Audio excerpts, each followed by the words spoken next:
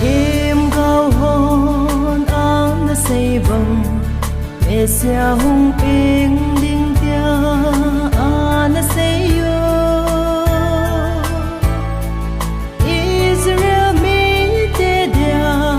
leo hung ping đinh tia xây yo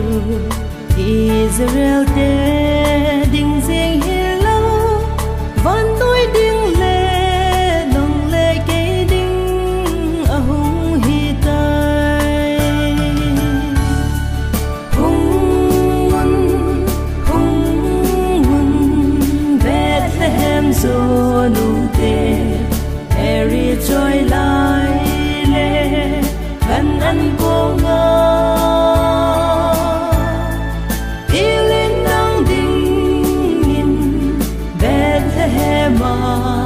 mun ong koi tunin kalung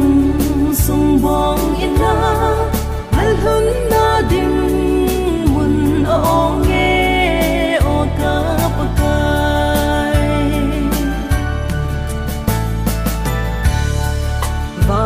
van til sang zan va chơi chim lâu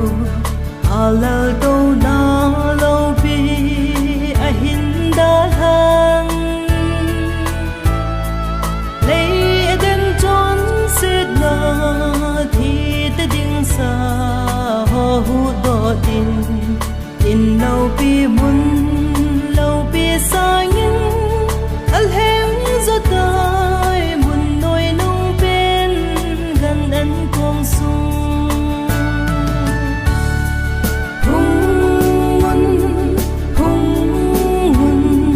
Bethlehem zo nu te Mary joy lai le kan an ko nga ilin dang ding in Bethlehem mun ong koi tunin kalung sung bong ina al hun na dim mun ong e o ka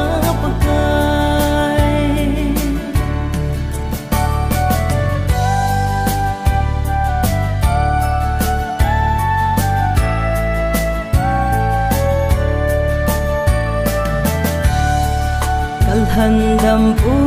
viên na đinh mun ong lâu